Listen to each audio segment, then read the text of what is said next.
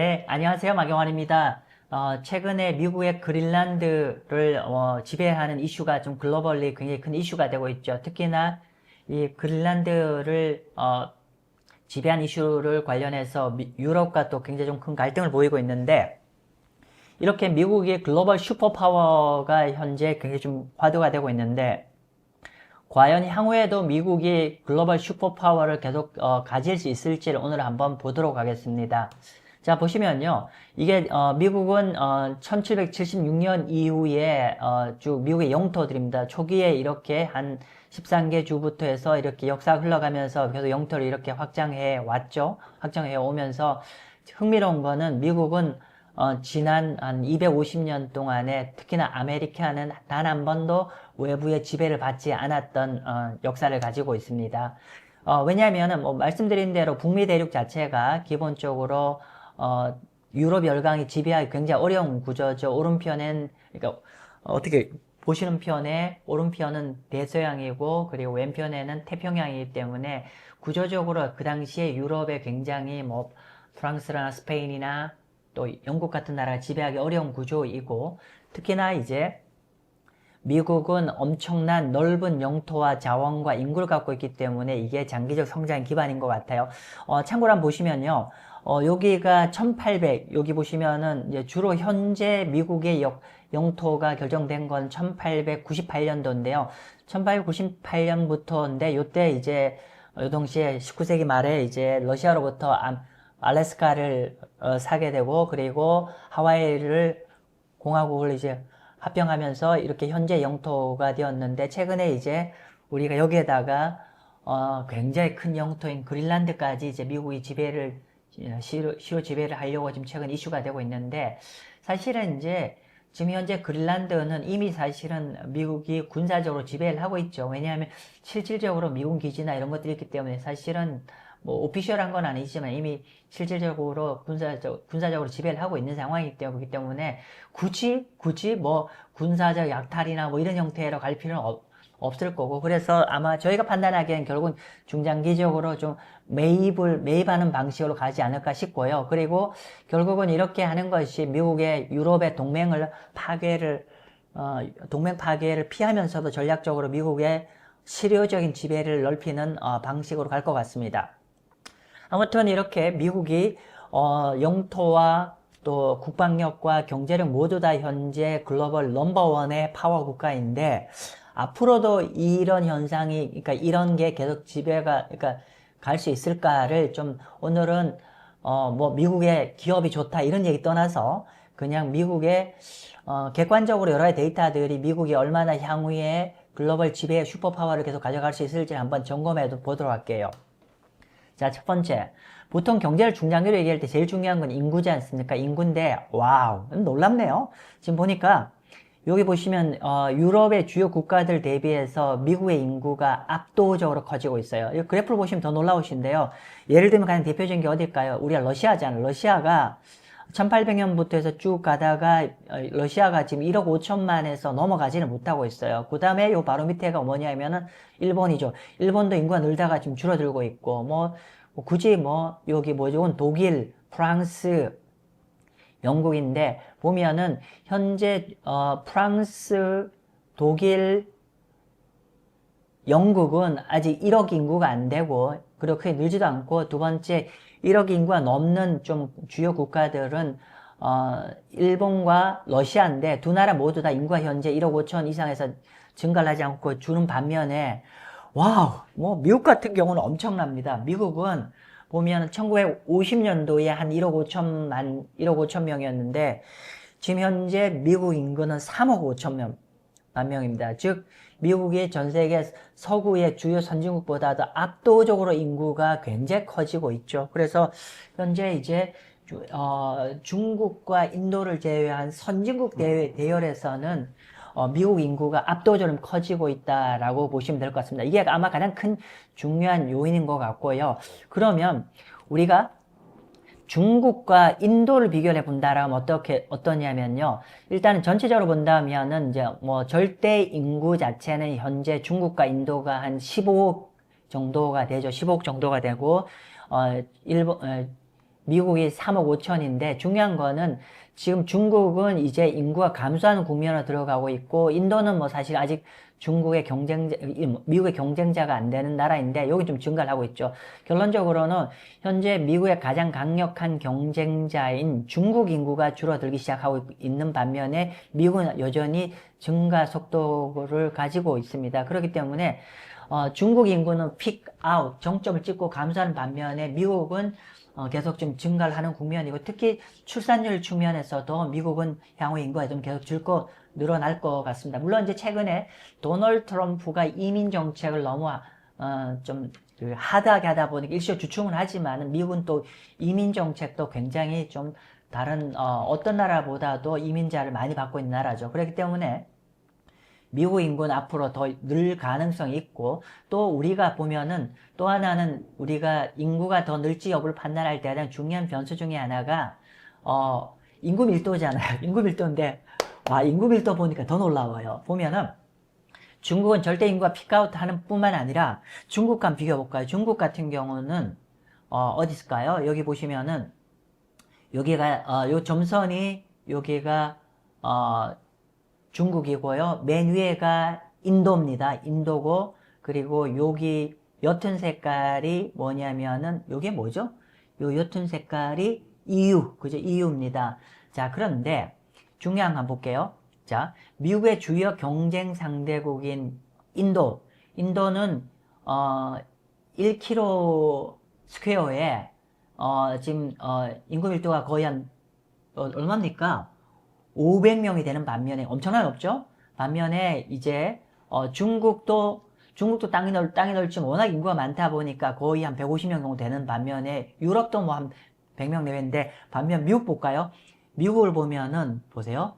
미국은 최 50명이 안 됩니다. 즉 앞으로 미국은 1스퀘어 킬로미터당 미국은 37명밖에 안 되기 때문에 향후에 주요 미국의 인구 경쟁 국가인 중국과 인도보다도 더 이렇게 인구가 더 늘 룸이 있고 또 현재 보면 이미 중국은 꺾이기 시작했는데 미국은 계속 더 인구가 더 늘 룸이 있다. 그래서 제가 미국 인구는 room to grow, 그러니까 더 증가할 여지가 충분히 있다라고 보면 될 것 같습니다. 자, 그 다음에 경제인데요. 좀 전에 인구 얘기했고, 경제는 미국이 이제 보면은, 주로 1800년대 주로 남북 전쟁을 겪으면서 미국이 좀 커졌는데 보면은, 1870년대까지, 그러니까 1800년부터 1870년대까지 봤을 때, 여기 파란 색깔이, 녹색이 미국인데요. 미국이 1800년대 지속적으로 성장하면서 이미, 1870년대 되면서 그 당시에 주요 경쟁 국가들 대비 이미 거의 완전 캐치업을 했습니다. 이 당시에 가장 큰 경쟁자들이 영국과 프랑스, 스페인인데 보면 이때 이미 거의 다 캐치업을 했다는 거죠.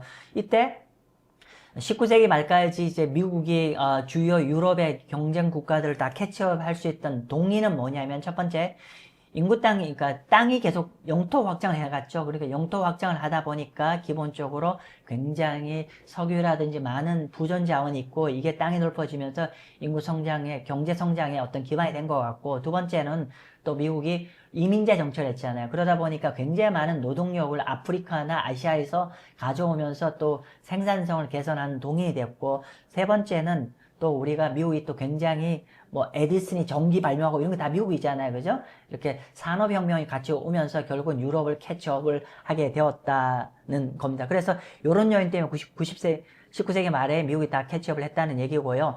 특히나 20세기 들으면서 더 극명하게 들어가고 있죠. 요거는 보시면은 GDP입니다. GDP 1970년대까지, 그러니까 1870년부터 1970년대까지 보시면은 주요 국가들 한번 비교해 볼까요? 여기가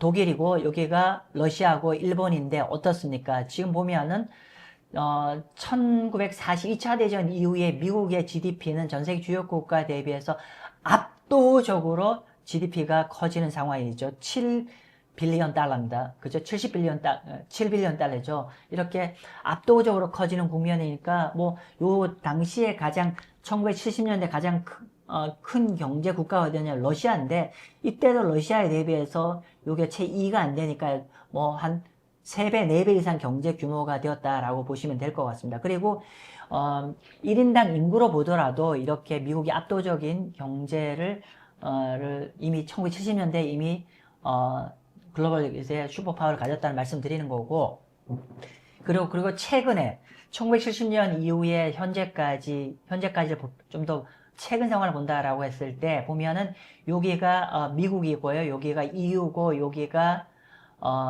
중국입니다. 그죠? 그래서 여기가 실질 GDP로 본다라고 했을 때 보면 최근에 이제 중국이 급격하게 성장하면서 이제 EU를 넘어서서 이제 미국을 가장 가까이 추월한 나라가 되었습니다. 그죠? 그리고 요거를 전체 GDP고요. 요거는 실질 1인당 GDP를 본다라고 하면 여전히 굉장히 큰 차이가 있죠. 미국은 전 세계에서 가장 부자한 나라 중에 하나죠. 1인당 6만 달러 이상, 반면에 유럽은 지금 한 3만 5천 달러 정도 레벨이고 중국은 이제 1만 달러 넘어가는 거죠. 자, 그런데 근데 이제 또 하나 비교를 보셔야 될 게 뭐냐면 1인당 이제 얼마나 미래가 결국 경제가 성장하려면 투자를 많이 해야 되잖아요. 그래서 자본 투자를 보니까 지금 현재 중국이나 유럽보다 압도적으로 미국이 투자를 좀 많이 하고 있다라는 거죠. 그래서 결론적으로는 제가 뒤에 말씀드리겠지만은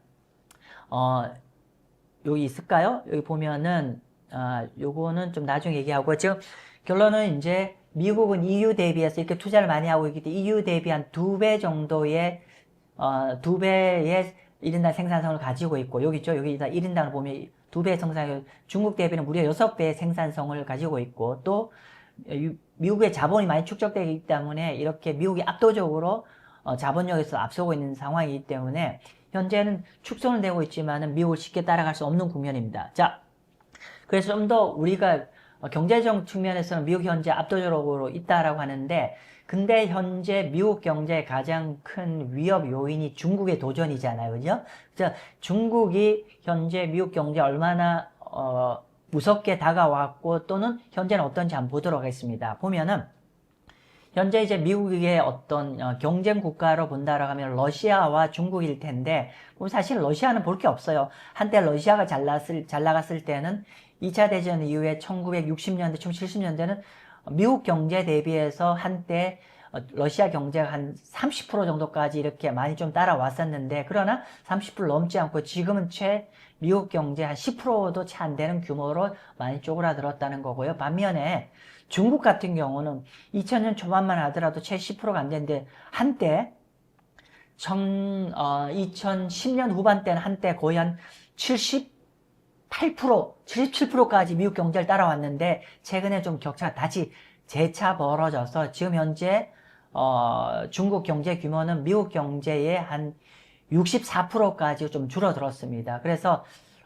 다시 한 팩트를 한번 점검해 본다라고 하면은, 사실은 미국의 경쟁 상대는 러시아는 더 이상 아니고 중국인데, 중국도 이제 이전보다는 경제적 측면에서는 좀 한때 거의 한 목전까지 따라왔어요. 한 80% 근처까지 따라왔다가 지금 다시 한 64%로 이렇게 좀 줄어들었다. 그래서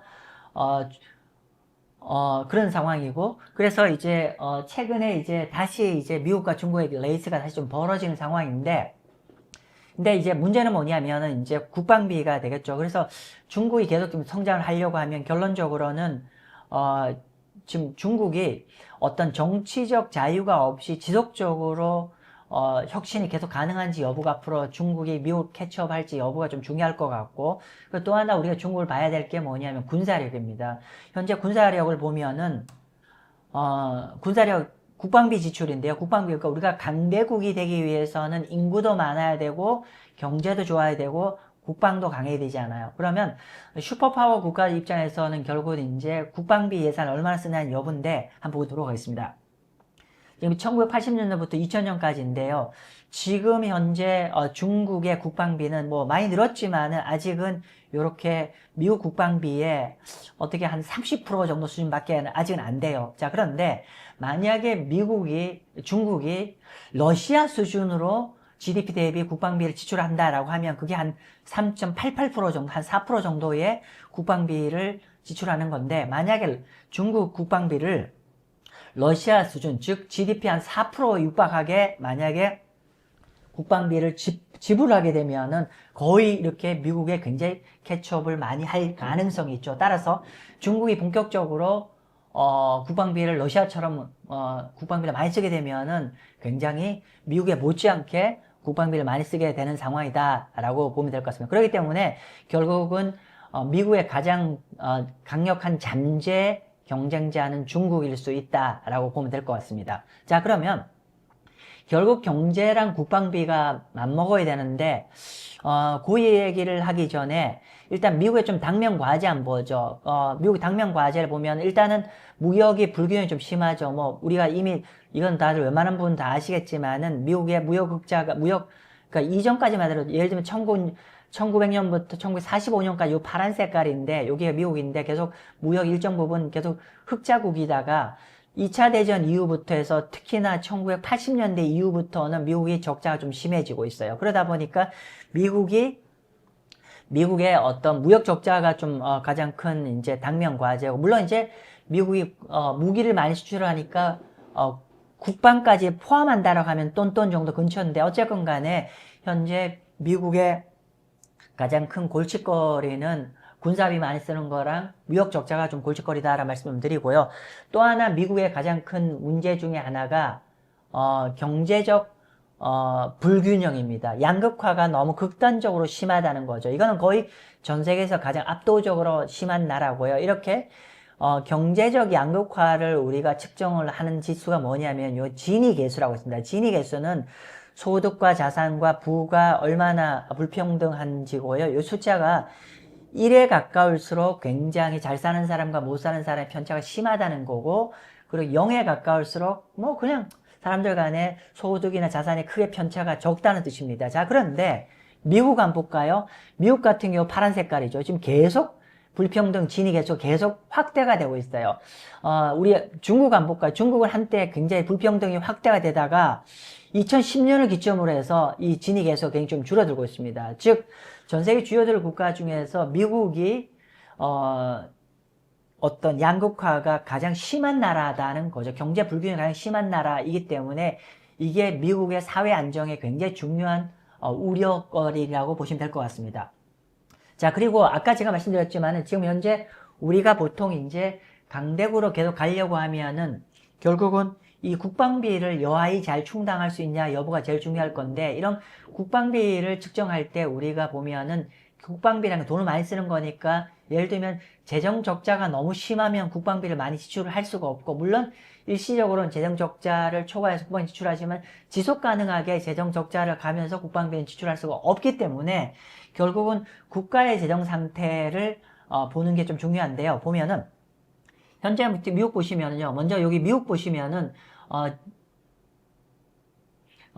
GDP 대비 미국 정부의 부채는 현재 계속 좀 여기 파란색인데 계속 늘어나고 있죠. 보시면은 이렇게 계속 늘어나고 있고 지금 현재 한 120% 육박을 하고 있습니다. 그리고 EU는 뭐 그냥 우리 생략하고 별로 중요하지 않으니까 중국 볼게요. 중국 같은 경우는 보면은 한때 2010년만 하더라도 GDP 대비 정부 부채가 한 30%밖에 안 돼. 최근에 급격하게 늘어서 중국도 거의 이제 80% 넘어 90% 육박을 하고 있습니다. 즉 미국과 중국 모두 다 정부의 부채가 계속 좀 급격하게 늘고 있고요. 자, 그런데 한 나라의 경제를 볼 때 GDP 대비 정부 부채도 보지만 또 GDP 대비 민간 부채를 봐야 되잖아요. 자, 보니까 미국과 중국만 보겠습니다. 그런데 먼저 미국 같은 경우는요, 요 리만 사태를 기점으로 해서 미국은 녹색인데 지금 보면은 민간 부채는 계속 감소를 하고 있어요. 반면에 중국 같은 경우는 민간 부채도 지금 계속 늘어가고 있어요. 그래서 현재 중국은 GDP의 민간 부채가 GDP의 200% 육박하고 있습니다. 반면 미국은 현재 한 140%로 좀 많이 줄어들고 있고요. 즉, 이 말인즉슨 요 두 가지를 합쳐본다라고 하면, 즉 공공부채와 민간부채를 합친다라고 하면은 어떻습니까? 보면은 EU와 미국은 좀 감소하는 반면에, 미국은 한 230% 정도 되는 반면에 중국 같은 경우는 이렇게 민간과 정부 부채 모두 지금 급증을 하고 있기 때문에 지금 300%가 넘어가고 있어요. 그러면 이게 왜 중요하냐면은 제가 지금 뒤에다 말씀 좀 드리겠지만은, 요 얘기하기 전에, 미국은 이렇게 민간 쪽에 부채가 좀 줄고 있기 때문에 사실은 이제 좀 거칠게 얘기하면 미국은 이렇게 증세를 할 여력이 좀 있는 상황이고 미국은 증세를 할 여력이 없다라고 보면 될 것 같은데요. 자, 그런데 재밌는 건 뭐냐면요. 우리가 강대국을 가기 위해서는 어떤 게 꼭 필요하냐고 봤을 때 이제 미국의 퍼거슨의 법칙이라고 있습니다. 퍼거슨의 법칙이 뭐냐면은 미국의 역사학자인 이제 리얼 퍼거슨이 한 건데 뭐냐면은 정부의 이자 비용이 국방비를 초과하면은 그 나라는 글로벌 패권의 지위국을 유지할 수 없다는 주장입니다. 즉, 이자 비용이 너무 많아버리면 결국은 국방비 감당하지 못하고 국방비를 줄 수밖에 없고 경제가 어려워질 수밖에 없다는 겁니다. 즉, 국방비를 늘리긴 늘리는데 이게 이자 비용이 국방비보다 더 많아지면 안 된다. 그 얘기입니다. 그러니까 이자 비용이 국방비보다 더 많아진다는 건 부채가 너무 많이 커진다는 뜻이잖아요. 그죠? 자, 그런 얘기고. 그래서 요 한번 보시면요. 일단은 요건 미국인데요. 미국 같은 경우는 GDP 대비 이제, 여기, 국방 예산 쓰는 거고요. 파란색이고, 반면에 요 하단은 미국의 10년 국채, 미국의, 실질 10년 국채 금리인데, 아직은 국방비보다는 금리 레벨이 더 낮죠. 왜냐하면 정부 이자 비용이라는 게 금리를 갖고 표현하는 건데요. 그런 걸 보시고. 그 다음 중국 볼까요? 중국은 여기가 국방비잖아요. 국방비인데, 지금 현재 실질 금리는 실질 금리는 중국의 국방비보다 더 높아요. 다시 한번 정리를 할게요. 미국은 국방 예산보다도 이자 비용을 상징하는 실질 금리가 더 낮은 반면에 중국은 국방 예산 대비해서 이자 비용을 상징하는 실질 금리가 더 높은 상황입니다. 즉, 이게 여기 한번 공식을 한번 본다고 하면은 이자 비용이 만약에 국방 예산보다도 더 커지게 되면은 결국은 글로벌의 슈퍼파워를 계속 유지하기는 어려울 거고 계속 이게 약간 힘이 쇠퇴할 수밖에 없다. 그런 얘기를 하는 거고요. 즉, 우리가 글로벌 강대국 지위를 지금 장기적으로 유지를 하려고 하면은 결국은 군사력도 명시가 중요하지만 그보다는 재정이 버틸 수 있냐가 더 중요한데 결론은 중국보다 미국의 재정이 그만큼 더 단단하다는 겁니다. 즉, 국가의 재정이 우리가 안보에 투자하는 현재의 안보에 투자하는 것보다, 즉, 우리가 과거의 부채 상환에 더 신경을 쓰기 시작하면, 그러니까 부채 갚는데 더 신경 쓰면 결국 국방 예산을 더 앞으로, 많이 더 지출을 못할 수밖에 없잖아요. 그렇기 때문에 결국 재정이 국방비보다도 더 많이 초과를 하기 시작한다라고 하면 결국은 전국적으로 일시적으로는 버틸 수 있지만 전략적으로 강대국의 지위를 잃어갈 수밖에 없다. 즉 강대국의 지위를 유지하기 위해서 군사력이 필요한데 결국 이 군사력을 국방 예산을 충당할 수 있는 재정이 못 버티기 때문에 어려워지는 거고, 그래서 버거슨의 법칙이라는 거는 글로벌 패권은 전장에서 무너지기 전에 재정에서 먼저 무너진다. 너무나 확 와닿는 얘기네요. 그래서 현재 미국은 이런 관점에서는 여전히 중국보다는 이런 관점에서 여러모로 더 당분간은 글로벌 지배력을 슈퍼파워를 계속 가져갈 수밖에 없을 거라는 거고요. 따라서 우리가 결론적으로 얘기하면은 미국은 여전히 세계의 성장과 질서의 핵심 동력이고, 그러나 단기적으로는 아까 진위 개수가 굉장히 심하죠. 불평등과 양극화, 중국과 러시아의 도전에 좀 점진적으로 특히 중국이 계속 올라왔고 중국이 어떻게 하냐에 따라 좀 달라지는 거죠. 뭐 그런 건데 아무튼 이런 위험에 지급하고 있지만, 그러나 따라서 글로벌 투자자가 미국의 슈퍼파워를 우리가 좀 잃어버릴 개연성에 좀 리스크도 좀 부분적으로 해체할 필요는 있지만은, 그러나 구조적으로 미국이 대처할 할 거라는 단정할 증거는 아직은 부족하기 때문에 여전히 중장기적으로 미국이 글로벌 슈퍼파워를 적어도 뭐 30년, 50년 더 잘 가져갈 수 있을 거라고 봅니다. 그래서 뭐 당분간은 미국의 경쟁자가 그게 없을 것 같습니다. 그래서 우리가 장기 투자를 한다라고 했을 땐 결국은 장기 투자를 한다라고 했으면 그 나라가 슈퍼파워를 가질 수 있어야 되고, 그 나라 슈퍼파워를 가질 수 있으려면 인구, 경제력, 국방력 이 3대 축인데, 미국은 이게 적어도 앞으로 수십 년간은 이걸 계속 가질 수 있기 때문에, 이런 측면에서는 미국에 대한 자산 투자는 항상 여러분이 특히 우리나라의 한국 입장에서는 일정 부분은 반드시 좀 가져갈 필요가 있을 것 같습니다. 네, 오늘 여기서 마치겠습니다. 감사합니다. 저희 실전 클래스가 또 2020년 좀 새로 시작하게 되었는데, 저희 실전 클래스를 하시게 되면 아까 말씀드렸지만은 기본적으로 저희가 금년에 매크로 모니터링 굉장히 중요하겠죠. 근데 실제로 우리가 일반 미디어나 증권사에서 본 매크로 관점은 거의 다 주식 쪽의 관점에서 세상을 해석하는데, 실제로 채권은 거시경제 매크로 관점에서 해석이 좀 필요합니다. 그래서 저 실전 클래스는 매주 1회 저희가 라이브로 모여서 저녁에 한 1시간 이상 좀 저희 수업을 하면서 다양한 매크로 정보에 대해서 좀 말씀을 드리고, 그게 채권 시장에 어떤 방향으로 영향을 미칠지에 대해서 좀 말씀드립니다. 그리고 저희 실전 클래스에서는 한국 국채, 미국 국채, 브라질 국채, 그리고 각종 통화, 또 우리가 배당주나 이런 것들, 어떤 인컴 자산에 대해서도 좀 저희가 다루기 때문에 큰 그림에서 이런 인컴 자산을 체계적으로 좀 설명드리는 시간이 될 것 같고요.